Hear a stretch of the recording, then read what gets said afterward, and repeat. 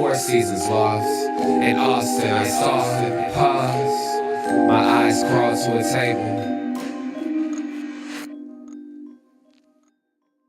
Paralyzed by pairwise dice, then attend to this heaven slice of an angel wrapped in skin. Roll dice and woes of life. Love deprived, look at her vibe. What's the meaning of life? One subjective paradise. Crystal shit and lids, moments reflected. Often bears a pit, quick, grinning from ear to ear. Craving that radiant grain, rekindling the flame. Closer she draws near. Stay there, remove your underwear, shove it somewhere over there. In paradise, in paradise. We know our purpose. In paradise, in paradise. We know what our worth is. In paradise, we manifest dreams. In paradise, truth is what you conceive. Boom. Yes, it is. The truth is what you can see. Hello, everybody, and welcome to this edition of the Unpopular Hour. Of course, I'm your host, Matt Clark, and it is Monday. And sorry I took last week off. Had a bunch of things I had to get done. We are, just let you guys know, we are setting up a new podcast, and we're still figuring out all the little small details. We're really excited about it. It's going to be called Legends of the Locker Room, and so I'm excited and pumped up about that. We're ready to go with it. Getting the website stuff set up, getting everything done. What we're basically going to do is, we get this. The narrative has been that the people that played when I played, we weren't athletic, we weren't this, we weren't that. That's a bunch of BS. Now, are there more athletic kids? Yes. Are they more skilled? I don't think so. I think they're less skilled and more athletic, and this is why, because you have more guys that can do more things, but back then you had to be more skilled. You had to be able to use the ball more. You had to be able to do a bunch of things. Now, you do have the upper echelons like the Kyries, the Stephs, the SGAs, people like that. Their ball handling skills are crazy, but if you have ball handling skills, you have ball handling skills. It's irrelevant when you played. I think that's irrelevant. But I just meant overall skill-wise, left hand, right hand. You see very few guys using either hand.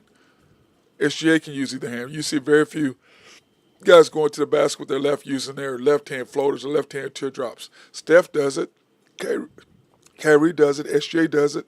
Everybody else, you can pretty much use their right hand. J-Dub, you go down the list of guys that use their right hands over and over and over. And so they're not as skilled, but way more athletic. There's more athletic. Now, to say that I wasn't athletic is idiotic. To say Randy Wright wasn't athletic is idiotic. I mean, there's people that you can say they aren't. That's idiotic. They were athletic. But the deal is different. It's that there are more of them than there were when we played. So that's number one. We're going to talk about that. Number two, there are guys out there that you need to know about. The Dewey Selmans, the Terry and Tony Peters, the Joe Washingtons. There's people out there that you need to know about, like Coach Switzer, he's the only guy I call coach. I don't call the rest of them coach. I call him, Bob is Coach Bob Stoops or Coach Stoops, whatever. I don't call him just coach because there's only one guy that's just coach to me, and that's Barry, Coach Switzer. And so to me, that's what this show is going to be about. More or less bringing the younger generation into the older guys, and then still you have the younger guys, have your Blakes and your Trays and people like that on, D'Angelo Alexanders and people like that. We're going to have those guys on because you still need to talk about the old and the young and the difference between the game today versus the game then. How many guys could play then, can play now? How many guys can play now, can play then? And to me, very few of the guys today can play then. And the reason why I say that is it's not being, I'm not trying to start a war or something like that. I'm not saying that at all. What I'm saying is that guys today, there's very few of them could handle the physicality because when you watch the playoffs, how many guys' numbers in the season, and then you look at the playoffs, what are their numbers like? Now, back in the day, the numbers were pretty much the same because the play was the same. Now, granted, owners and people, the media, they all want to see more of the youngest, so let's take time off. Well, to me, if you're taking time off, how can you be considered great like everybody else if you're taking time off? I don't, I'm not a fan of that. I don't really see that. I don't know how that really works to me in my mind. If you're great, play all the time. But of course, oh, well, they get, what are you talking about? Back then, you had to be in airports. You had to fly from Oklahoma City to, or say, let's say Dallas. You had to go to Dallas to wherever to a connecting flight, then to Utah or to Denver to then to Utah, whatever. There wasn't very few straight flights. Now you get on a plane, you fly, you got people taking care of you, you got food, you got all this stuff wasn't happening then. You had airplane food just like everybody else. You had to deal with the seats being smaller, just like everybody else. You don't have big, comfortable planes with nice seats. You didn't have all that. You don't have the training tables like you have now. You don't have all that like you have now. So they're way more pampered. They're way more taken care of. They have less stress, but they play less games. How the hell is that? Oh, because you're soft. Now, are all guys into the game soft? No, that's idiotic to say that. That's a bunch of BS. That's not true. Anybody says that, you're crazy. Not all guys are soft. When you look at our team, do you look at SGA and you think he's soft? Do you look at J-Dub and think he's soft? We know the hell that Jay Will ain't soft. Chet is about as tough as they can. He's just 2 inches around. But he's tough. Ihart's tough. Dort, there's no question to me. I think Dort is a middle linebacker playing basketball. He is Ray Lewis playing basketball. That's how I look at Lou Dort. Shout out to the girl, Dr. Wright. That's her favorite player. So when you look at that, I don't think that.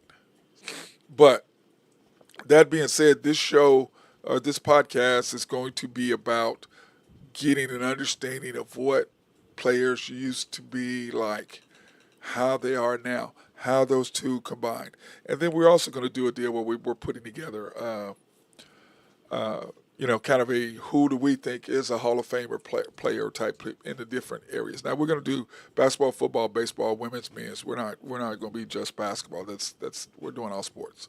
So we're doing that. Like we got Pat Hope, he's coming on. So we got some guys that we're really excited about. So now, that being said, let's get back into relevancy today. Congratulations to Tommy Fleetwood. Finally gets a win on the PGA Tour. And how many times have you just watched him and just your heart just broke for the guy up 2 or 3 to play and choke? And I say choke because that's what he did. He did not choke Sunday or yesterday. He did not choke. He did what he needed to do. Then he hit the shots he needed to shoot or hit. He made the putts he needed to make. Before he didn't. That's a choke job. But you got to put yourself in position enough to get comfortable with that. And it's like, when I practiced with my kids when I was a coach, my deal was, I'm going to put you in this position. We run 10 seconds left, down 1, what do you do? 5 seconds left, down 3, what do you do? 20 seconds left, down 4, what do you do? 5 seconds up 1, what do you do? 20 seconds up 3, what do you do? You put them in situations so when game time comes, they're used to it already. So to me, Tommy Fleetwood got in enough position, and like he said, he can put himself in enough situations to where he could come through, and he finally did. He made some great putts. He made some great chips. He made great shots when he needed to down the stretch. Now, it didn't hurt that his partner was trying to do too much because he knew what he needed to do. Now, had he birdied 17 and made an eagle on 18 like he had done a couple of days before that, yeah, they're tied. If Fleetwood doesn't hit a birdie to get in. I just want to congratulate him finally because I like Tommy. Now, I'm going to be against him in the Ryder Cup when it comes up soon, which is next month. I believe Ryder Cup is in 3 or 4 weeks. Whatever it is, I'm not going to be a Tommy Fleetwood fan, okay? I'm a USA all day, every day, all the time, promoting our USA team. So that's just the way that is. But anyway, congratulations to him for getting the job done. Now, when it comes to football, Shedeur Sanders looked awful. And I think, him looking so good in that one preseason game and then getting hurt, I think hurt his momentum. Then watching Dylan Gabriel go out and would do what Dylan Gabriel did, I think that put pressure on him to try to make plays instead of just staying in the floor of the offense, doing what he do. He felt like he needed to make plays. On top of that, he was playing with the third and fourth stringers, guys who aren't even on the team, who aren't going to be on the team. Now, is that fair to him? No, but you're still, like I heard somebody say today, you're a fifth-round pick, bro. Why should you be treated any different? You're a fifth-round pick. Now, to me, his ego is being checked. Who he is deep down inside is being checked right now. Who are you? Are you a competitor? What you going to do? You going to let it go or you going to come back? What are you going to do? It's like me getting cut by the Jazz. What am I going to do? Am I going to let it go? What am I going to do? Came back, played on the number one team in the CBA, which is the G League now. Started on that team. So that's what you do. You come back. You get a chance to go play for the Knicks. You get teams who want you based on what you can do after the adversity comes.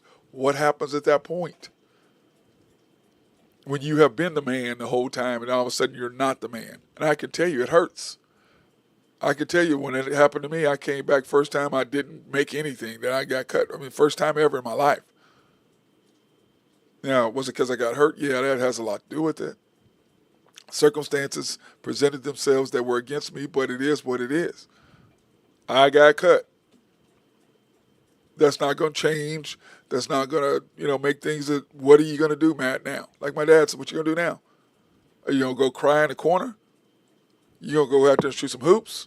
You going to go to the gym? What you going to do? What's going to happen? Who are you really going to be?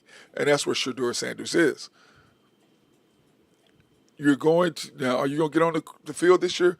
Probably not, unless Flacco fails, which I think he's still 40-something. He's Joe Flacco. He's an average. He's a decent quarterback. Do I believe Dylan Gabriel is the man? Dylan Gabriel, to me, fits what Stefanski wants. Just like Tua fits what Mike McDaniel wants. Is that an NFL quarterback? You're small. You can't see over the line. It's going to get you in trouble. You're not that mobile. You're going to be in trouble, especially against the Steelers if he's playing.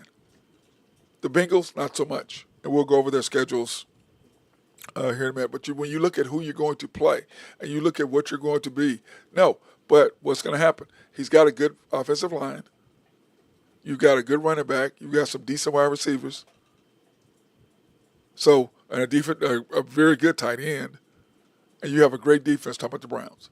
So Dylan Gabriel could succeed, but now for long, to me, he's like Tua. He's Tua.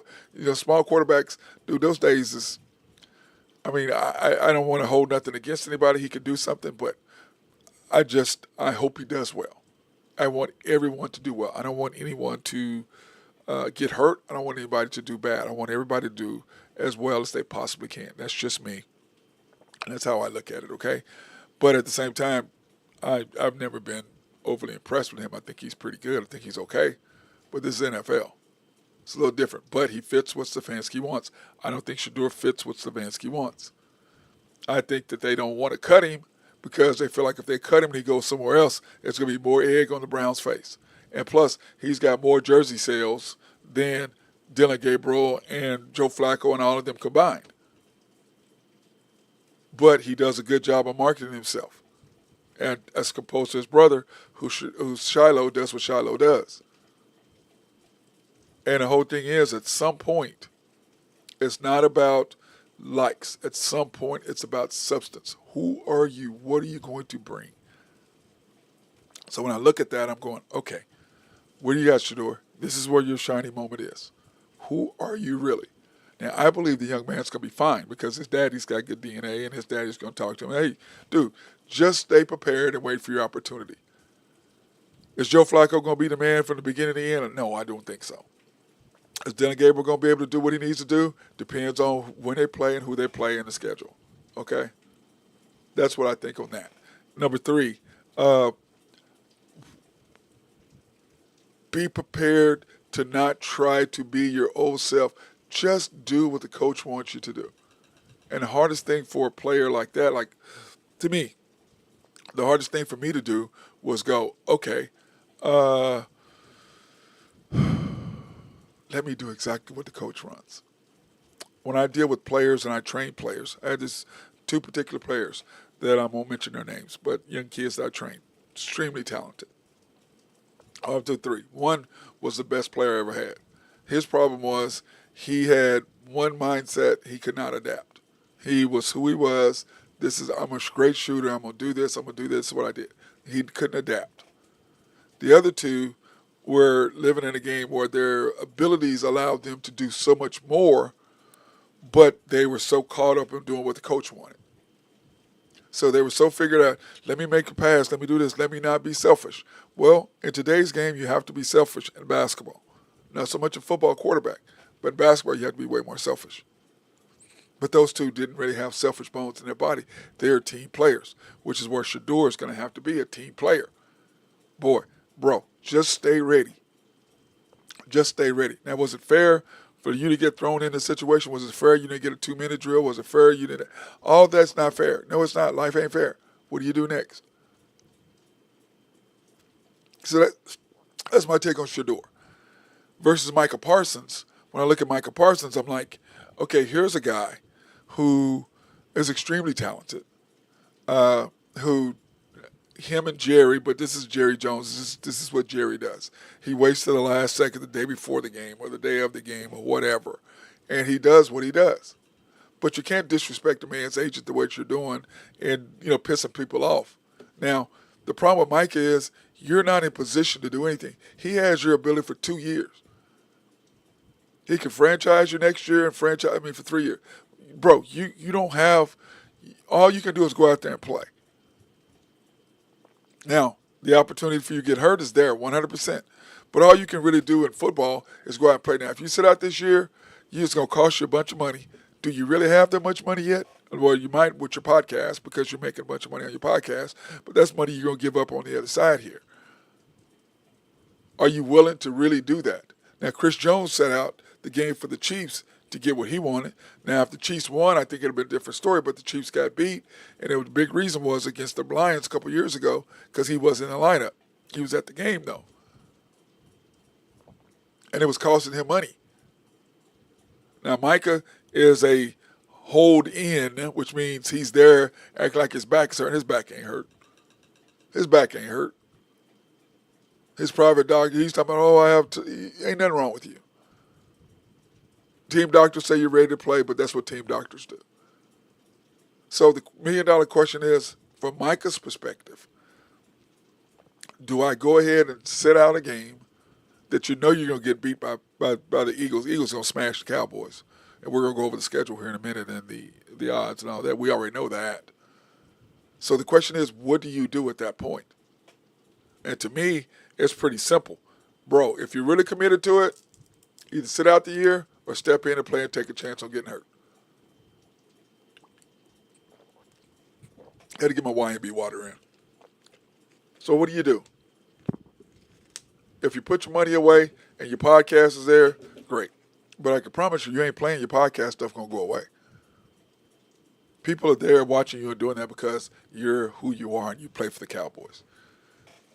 And if you can play for the Cowboys, that's the one team that the one thing that Dallas does.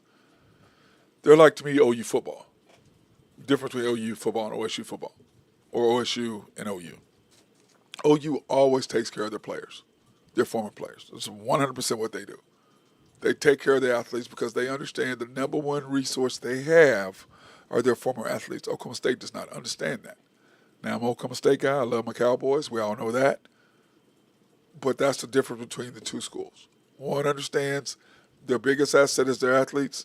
The other one thought the biggest athlete was Boone Pickens, their biggest resource. That was not your resource. Kids don't know who the hell, the kids in the hood don't know who the hell T. Boone Pickens is. They know who Barry Sanders is. They know who Thurman Thomas is. They know who those guys are. That's your number one resource. OU does a fantastic job of always bringing in their former athletes to get everybody in. And it's like, with our at Santa Fe Family Life Center, our new executive director, Josh Norman, he's done a great job of bringing in the OU guys, his contacts to get them in to help what we're trying to accomplish there at Santa Fe Family Life Center. Because once again, that's what OU does. as a former athlete, if you got anything going for you, you can magnify that. You can help with that. You can make the phone call, and they will help you. We got Joe Castiglione, and we'll talk about that at our JFK Awards coming up to get an award this year. The current former AD, whatever he is, I don't know exactly. I guess he's on his way. I guess he's the current AD on his way out, soon to be retired Joe Castiglione AD at OU. That's what OU and OSU do. That's the difference between them. Okay? That's the difference between them. So those are little things that you have to do. But Micah on the other side and Dallas on the other side, why would you leave Dallas? Your brand on what you're going to be able to do as a Dallas Cowboy, especially one that's that has a high profile, who is as great as you are. When you're 35 and you ain't playing no more, because in football you very rarely you're gonna be great playing 35 or 36 years old. It's not happening. But you're still a young man at that point.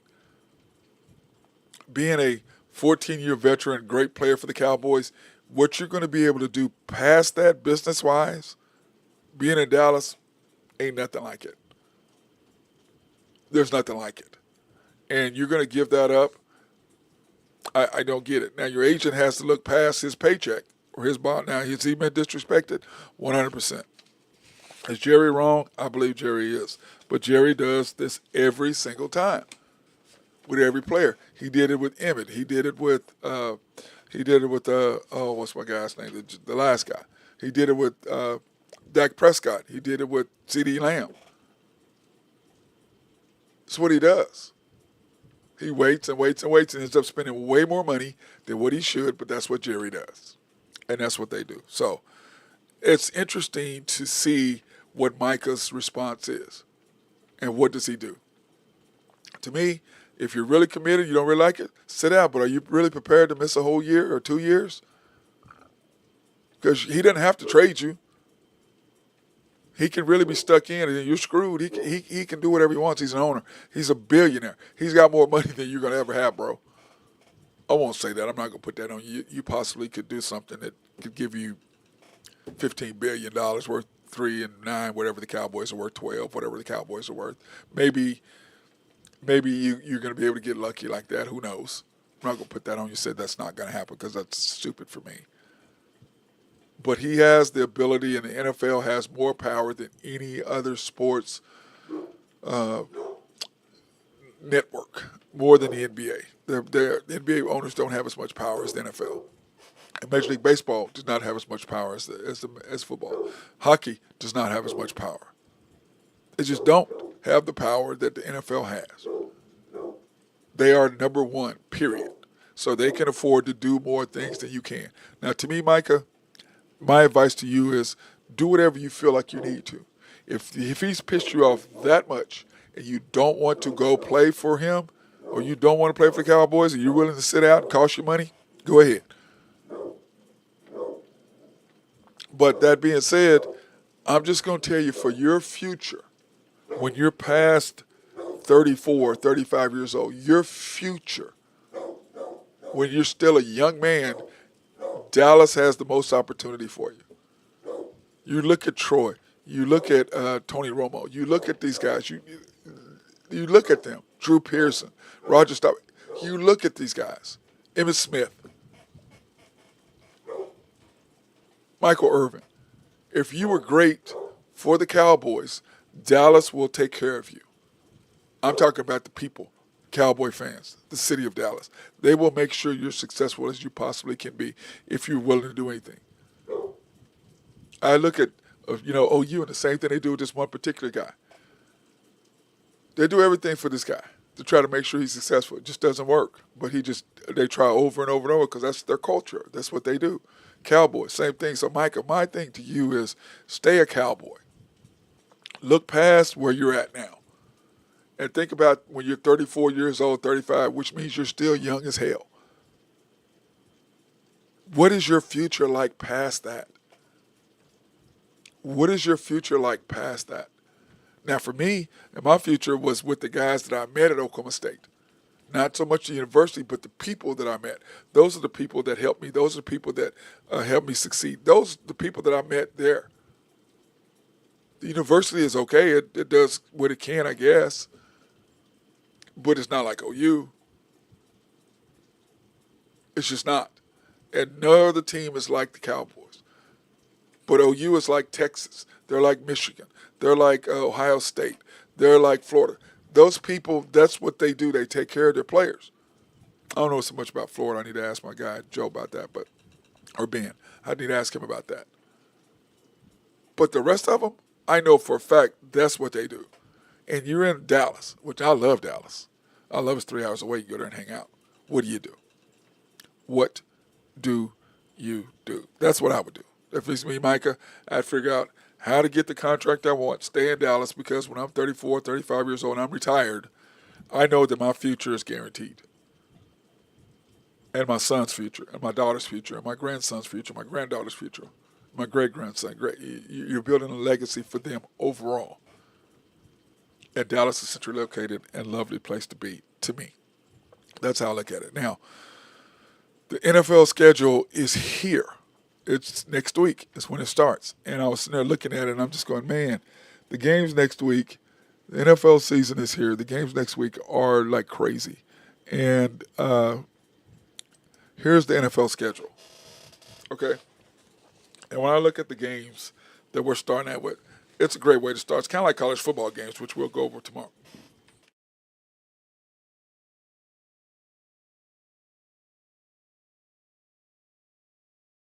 I don't know about y'all, but this weather's just beating me up.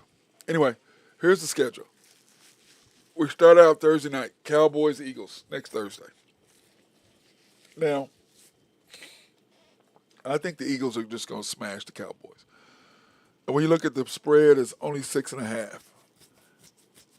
I would be taking the Eagles all day and every day, especially if Micah's not playing. I'm taking the Eagles all day, every day. That's 6.5. I don't know if that's a lot. I don't think it is. 45.5 is the over/under. That game will be on NBC, 7:25. I was just gonna take the Eagles in that game. I just am. I just think they're gonna smash the Cowboys. Chiefs at the Chargers. What a hell of a game that's gonna be. The Chiefs are favored by 3.5 in San Diego. They had a tough time with them. They always do. Now, make sure that game's gonna be on YT. That's YouTube. And I'm like, YouTube. I'm confused. If you don't have YouTube, you can't watch the game. To me, you're cutting off. I mean, I understand YouTube has to deal with the NFL ticket and all that stuff. I don't have YouTube. I have Hulu. So I can't watch the game. Now I have to go to a bar or go to a friend's house that has YouTube to watch the game on a Friday night, which I'll probably do it anyway. It's a Friday night. Well, actually, I won't, because I will be working that night on the 5th. So I'll be working. So I won't. I mean, I'll probably get to see the last part of the game because that's our start of our basketball season at Santa Fe. So Chiefs and Chargers. I love this. Is going to be a great game, and I'm sorry I'm going to miss it because it's on YouTube. A big game like this. That's what the NFL does. If they're doing YouTube or if they're on Prime or whatever, whenever they start out that they're on a new deal, what do? They put on the Chiefs. And I will say this. I love Brazil. And Sao Paulo is a beautiful city. It's huge. And the time that I went there when I played for the USA, we played our USA, the Junior World Games there, which is the Under-19 championships now. That's where we played, okay? And we played in Sao Paulo, and I'm just going to tell you, that stadium, that soccer stadium they have there is just absolutely amazing. But what a great game that's going to be. I'm a Mahomes fan, but to beat the Chargers again, the Chargers have really upgraded. We'll see what's going to happen in that game. But that game always comes down to the last play, last two plays, whatever. We'll see what's going to happen. But I'll probably take, right now, early, I'm going to probably take the Chiefs in that game. So I'm taking the Eagles the first game. I'm taking the Chiefs in the second game. And then Sunday, Buccaneers and Falcons, Baker Mayfield versus Penix. Penix, the Falcons are 2.5-point favorites. The Falcons owned them last year. I think I'm going to go ahead and take the Falcons early in that. even though I do like Baker. I think I'm going to take the Falcons in that on an early at home first game. I think I'm going to take the Falcons at home. Bengals and the Browns. I'm taking the Bengals in that game. The Browns. When I look at what the Browns are, I'm like, I don't. I, the Browns. What they're saying is the Browns offense with Flacco is going to beat up the Bengals who don't have a defense. The Browns do have a defense. That's why it's -6. The Bengals are 1-12 in their last 13 games or something, 1-12 or something stupid like that in their last 13 games in the month of September. So that right there is a huge thing. But I'm going to go ahead and still take the Bengals. I think even though without Trey Hendrickson, I still think it's going to be tough. So I'm going to go ahead and take the Bengals over the Browns in that game. Dolphins at the Colts. How the hell the Colts are favored over the Dolphins? I don't see that, but I'm going to go ahead and take Tua in that game. I'm going to go against that because -2. I'm going to take the points. I'm not going to necessarily take the Dolphins, but I guess I am taking the Dolphins because the Colts. I just don't think. I don't. I think that either the Dolphins are going to win that game, or the Colts are barely going to beat them. Maybe. But I'm going to take the Dolphins in that. That's my early pick. Then I'm going to take the Raiders and the Patriots. I love the Patriots. I like what they're doing there. I like Vrabel. I like what they're doing right there. I'm going to take the Patriots and the points. -3 right there at home to open up. It's going to be crazy there in New England. Steelers at the Jets. The Steelers. I'm going to take the Steelers in that simply because I just have no faith in Justin Fields. That's my only reason. I don't have any faith in Justin Fields. I just don't. Now he may be able to change there. Under Glenn, I just don't have any faith in him. That's just what I'm going on. Giants and the Commanders. The Commanders are 6. Get Terry McLaurin signed. What are y'all doing over there? I know he's a little older, but get the man signed. He's his safety blanket. And if you're gonna watch Jaden still be the player he needs to be, give him his safety blanket. Give him his wide receiver. He's got to have weapons. Because when you look at the difference between Patrick Mahomes and everybody else, is this: Joe Burrow has 2 of the best wide receivers, if not the best wide receiving core in the NFL. Mahomes went to the Super Bowl with backups, with guys who are off the scout team. Joe Burrow doesn't do that. Okay? He doesn't do that. Lamar Jackson doesn't do that. Josh Allen doesn't do that. Herbert doesn't do that. So that's what that is. So when I look at that, I'm like, nah. So I can't see it. So Jaden, the Commanders, get him his guy. Give him his guy. Get Scary Terry. They're back in the lineup. Panthers at the Jaguars.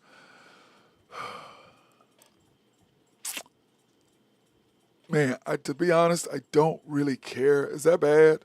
I don't really care about that game at all. I really don't. I just don't. I just don't. I just don't. So if I have to pick one, I'm gonna take the Jaguars at home.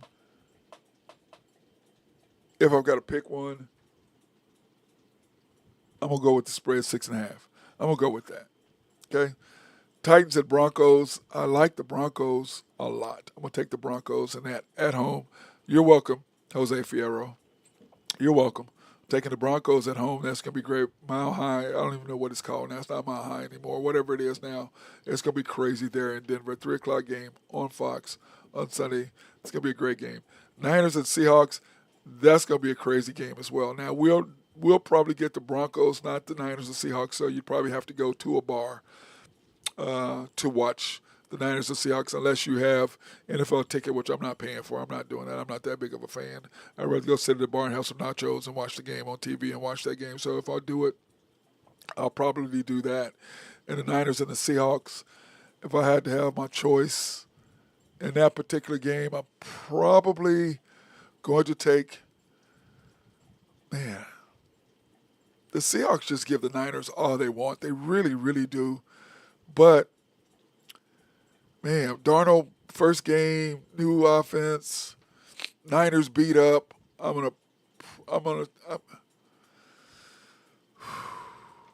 Right now, at the top of my head, I'm probably going to take the Niners. That's what I'm thinking. They're favored by 2.5. I'm probably going to take the Niners.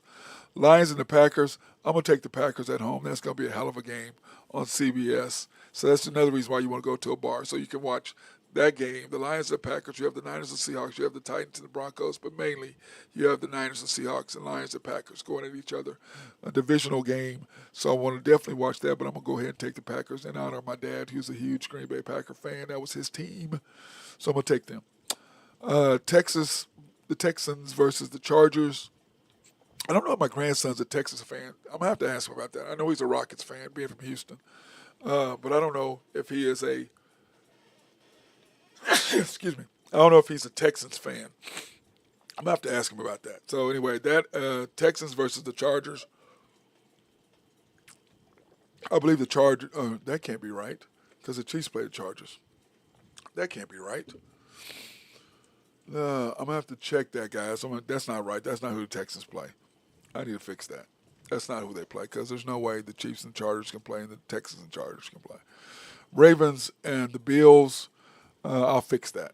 Ravens and the Bills, I look at that, I'm going to probably take, a rematch from last year. Ravens and the Bills.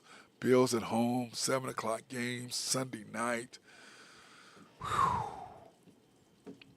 The Ravens have reloaded and they got everything, but it's Josh Allen. It's Josh Allen. I'm going to go out on a limb and I'm going to take the Ravens. I'm going to go out on a limb and I'm going to take the Ravens. That's what I'm going to do in that. I'm going to take the Ravens in that because I believe that the Ravens will do what they need to do. So I'm going to go ahead and take the Ravens in that first game as a revenge game against the Bills from last year, keeping them from going to play the Chiefs in Kansas City in the conference finals to repay the Chiefs for what they did to them the year before. So I'm gonna go ahead and I'm gonna take the Ravens in that game, just because.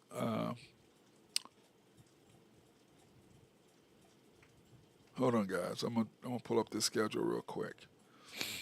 Okay.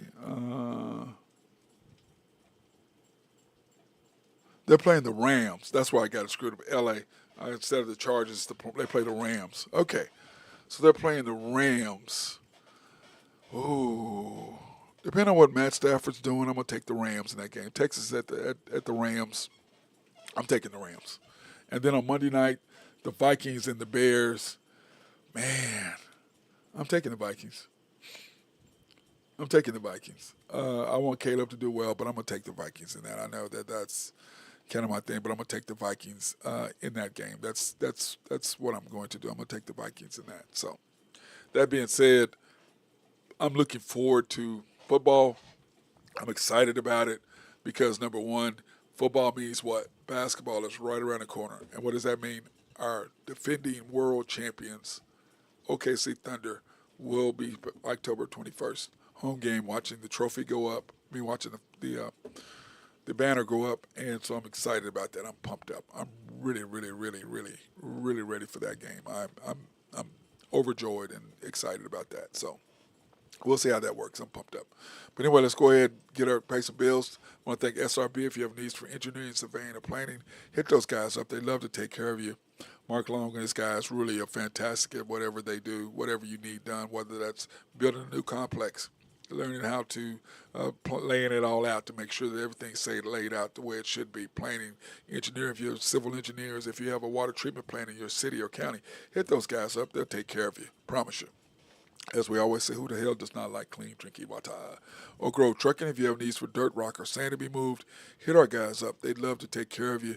He is fantastic at what he does, getting that dump truck up and running. YNB, family owned and operated since 1912. They are the bank that makes things happen.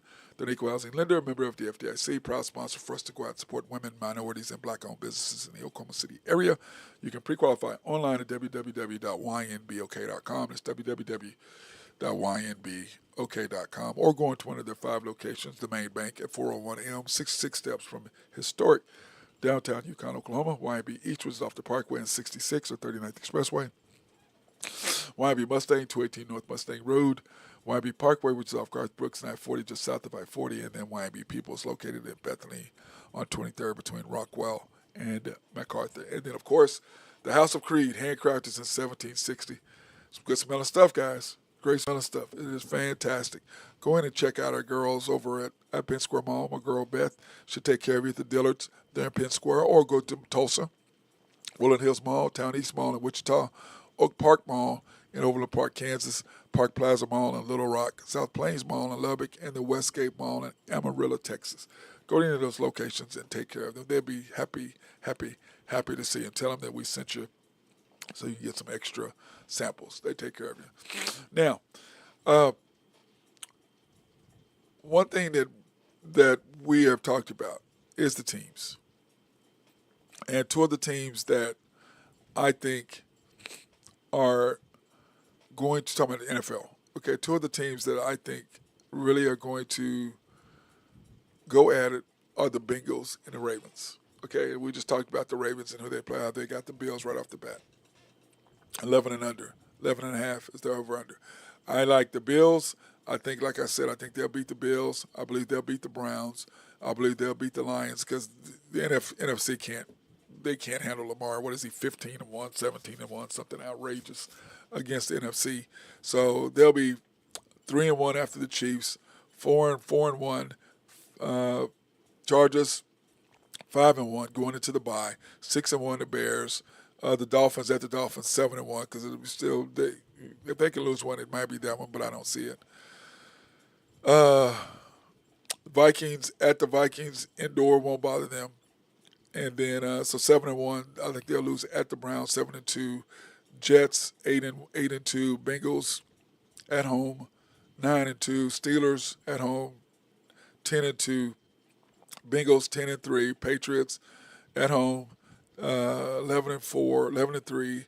At the Packers, I think that's a loss. At the Steelers, that's a loss. So, or they'll beat one of those teams. So I think their over-unders, I'm going to give them the over at 12. That's the way I look at the Ravens this year. Cincinnati Bengals, on the other hand, at the Browns, like I said earlier, I think they'll beat the Browns. I just do. I think that they're trying to get off that slide that they're on and everybody's talking about. I think they'll be that. Jaguars, they'll be 2-0. At the Vikings, J.J. McCarthy, I just don't know. It'll be early. That's why I'm looking at them. Maybe the Ravens losing because it'll be later in the season. He's had a chance to figure out what he's doing and what he's not doing. And so I think they'll be a different team by the time they play the Ravens later in the season. So the Bengals 3-0, 3-1. I think they'll lose at the Broncos. They'll beat the Lions, so that's 4-1. At the Packers, 4-2. Steelers at home, 5-2. Jets 6-2. Bears 7-2. At the Steelers, 7-3. Patriots at home, 8-3. At the Ravens, 8-4. At the Bills, 8-5. Ravens at home, 9-5. Dolphins, it'll be cold there in Miami, 10-5.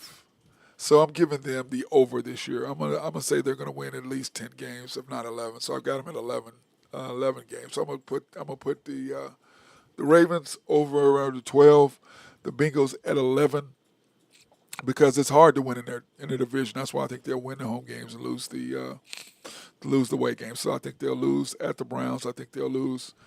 Well, I got them beating the Browns at the Browns because it's the first game of the year. But to beat them twice is hard, but I still think they can. So I just don't have any confidence in the Browns. I think their organization, it's one of those things when I look at them, I just go, I just don't see it. So that reminds me when I look at my top 10 quarterbacks, that's why I say that. And, and this is the deal why I do this with my top 10 quarterbacks. When you look at the teams, okay, and you look at the players, and people talk about, Patrick's, dropping off and all this, I'm like, you people are idiots. You people are idiots because how can he drop off? How do you say he drops off? Because of the simple fact of what he does and what he brings.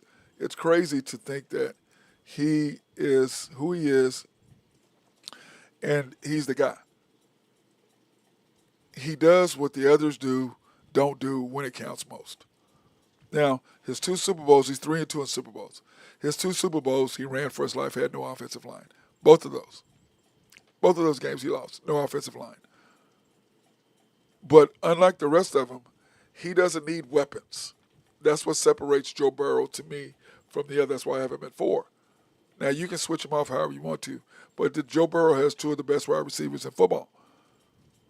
So I have to put him down there behind Lamar, who doesn't have that great of a wide receiving core. Josh Allen, who doesn't have that great of a wide receiving core. But what do they have? They have something that Joe does not have, and that's the ability to use their legs and make plays.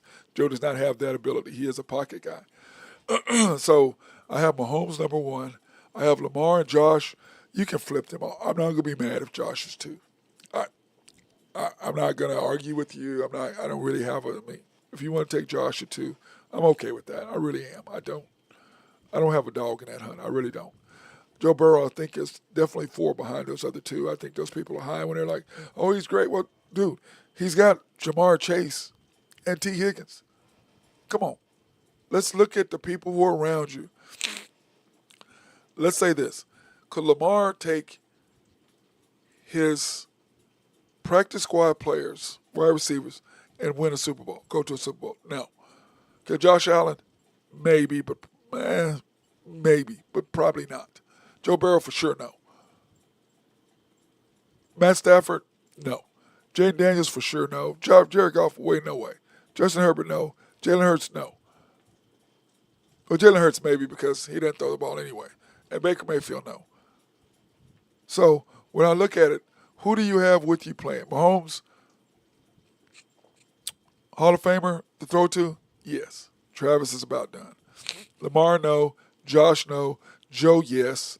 Matthew Stafford, no. Maybe. Jaden Daniels, maybe. Terry McLaurin, maybe. Probably not. Jared Goff,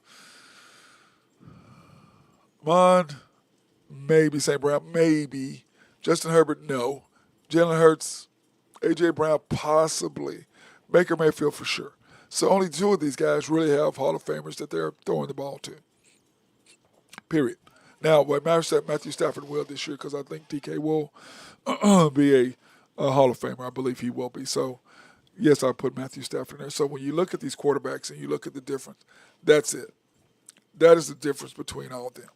Now, when I look at college football rankings, and we have a huge game to start out with, okay, which I was talking about this with my guy Galen this weekend with Fadeaway Hoops. We were talking.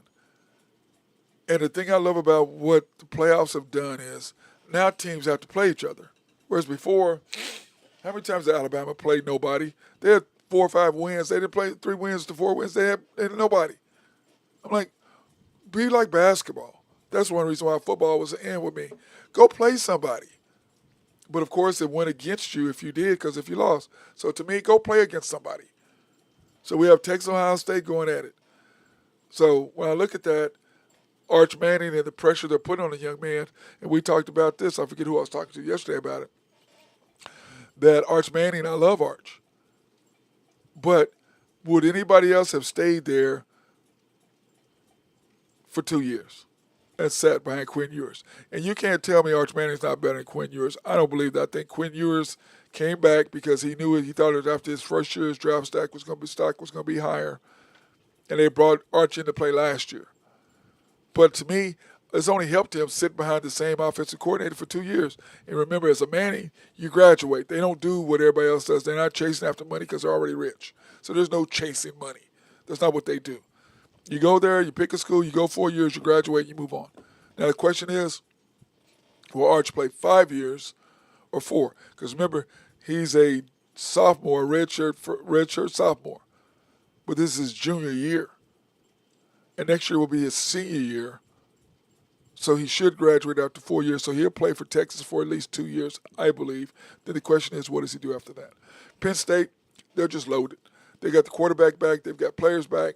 They're going to be a lot harder than what people think they're going to be to deal with. Ohio State, We'll see. They got rid of Knowles, which I'm not that big of a fan of. Them getting rid of him. I'm a big fan of Jim Knowles. I'm just because he was at Oklahoma State. He left there. Our defense went to toilet, and we'll see what happens with Ohio State. But I think with Patricia, this should be okay. Clemson, eh. I'm not a fan of their coach. I'm not a fan of whatever. They're the ACC. I'm not a fan of. You don't play nobody. Go play somebody. Georgia and Notre Dame 5-6. Uh, Man, I like what they're doing at Notre Dame. It's hard. It's hard to recruit to a Catholic school that requires what they require. It's hard, and he's done a great job of that. So 5-6 is that's gonna be great. 7 Oregon. We had Oklahoma State has to go play Oregon in Oregon. Second game of the year. I think it's going to be a crush, a beatdown. That's just what I think. I think they're going to smash us there. They're going to smash Oklahoma State there. Alabama, I don't really know what to think of them and what to expect from them. I think they'll be better than they were last year, 100%. LSU is LSU. They just got play. They recruit players down there. And by the way, the jambalaya, gumbo and stuff, man, it's good down there. They do it right down there, 100%. Miami, we'll see what the quarterback does. Transferring from Georgia, paid him a lot of money. We'll see what he does at Miami. They loaded. They got talent coming back. We'll see if he can really replace Cam Ward and do what they need to do there. We'll see. Arizona State. We'll see. I'm not that big high on them. We'll see what happens with Arizona State does. Uh,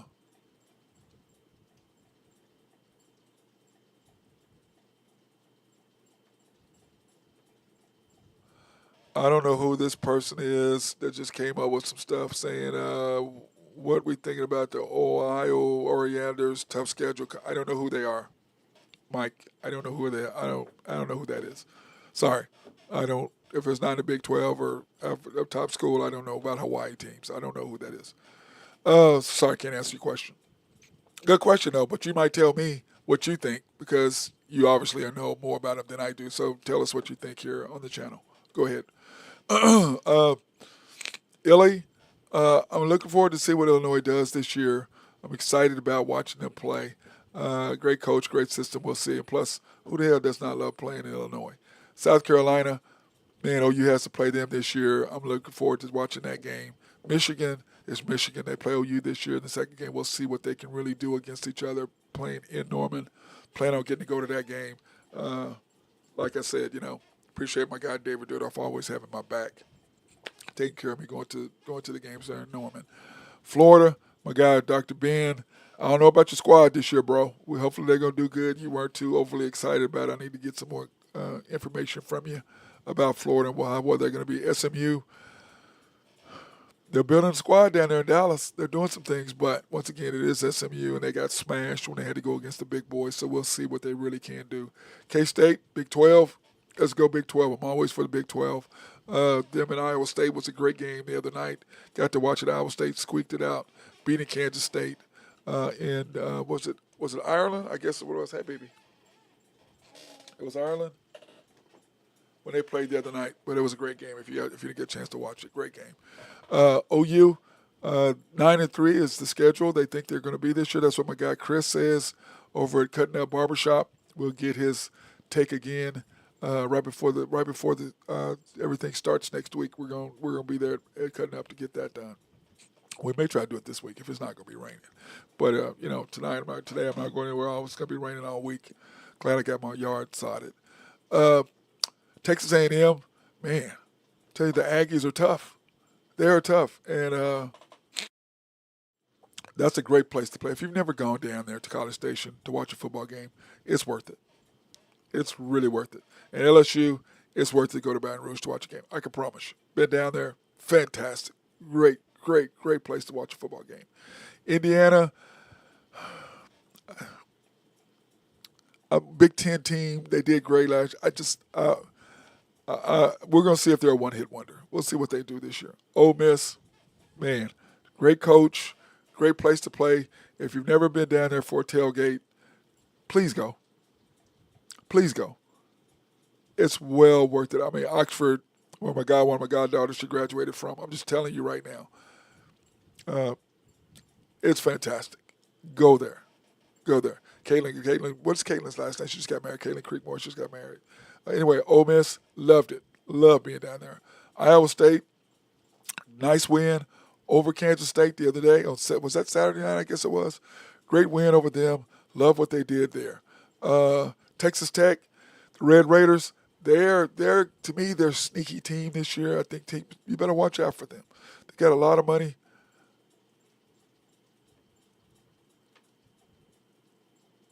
Okay, Mike, they're Honolulu. Okay. Uh, the Warriors and Luau Legends back to back. Not looking good for the start of the season. Tough. You know what? Just for that, I'm going to have to look them up. I'm going to follow them. Okay, just for you, Spotify. I'm going to have to watch for them. Just for that, since you brought that up, I'm going to watch for them just to see. Spaffy, I'm sorry. I'm going to have to watch out for them and see what they do. Just for that, I'm going to write that down so that I can do that because I'm going to check them out this year and see what they do so that if you're going to come back on the show, we'll be able to have a conversation about them this year. Anyway, but Texas Tech, it's going to be a great deal. I'm looking forward to watching the Red Raiders play.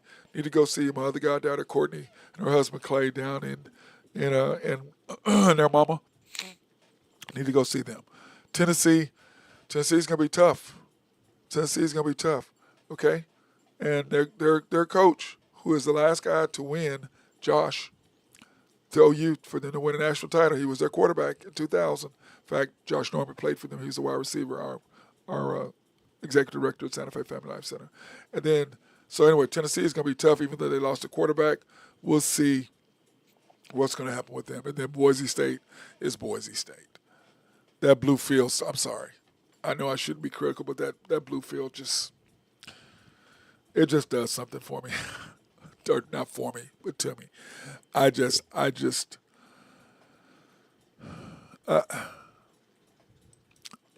a fan of it. I'm just not. I mean, dude, make your field green. I mean, I know it's a home field advantage clearly, but bro, do you need that to win? I guess everything matters. Every little bit helps, but I'm just not a fan. So that being said, though, all I know is I'm looking forward to October 21st. And I've seen these posts about the Thunder and how it's about Kevin Durant coming back and he's going to watch us raise a banner, us get our rings. And I think what's funny is what people fail to bring up, and I keep harping on this. What people fail to bring up is not only does Kevin Durant have to watch our first pick and probably the best player we've ever had. He is the best player in Oklahoma City Thunder history. The best Thunder player is SGA because he brought us a championship. To me, the biggest thing is not only did SGA bring us a championship, but the first game that Kevin Durant has to watch us raise the banner is also the game that SGA can break his record of 72 consecutive 20-point games. And that, to me, that's people are caught up in the Kevin Durant and all that about raising a banner. Dude, that's important too. SGA is going to break his record. So not only does Kevin Durant have to watch the Thunder raise a banner, not only does Kevin Durant have to watch the Thunder get rings, but he also has to watch his record getting broke the same game. How messy is the NBA? They're messy. I was talking about the other day. NBA is messy. You're messy.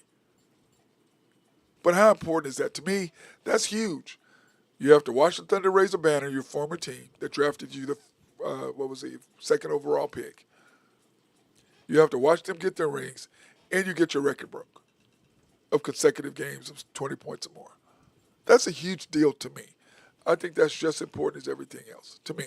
So, anyway, hope everybody's having a fantastic day. Enjoy yourself. Try to stay dry. And Spaffy, I'm going to watch that. I took a picture of that, so I'm going to watch your Luau team. Watch them. I'm going to watch Oahu. Is that how you spell it? Oahu?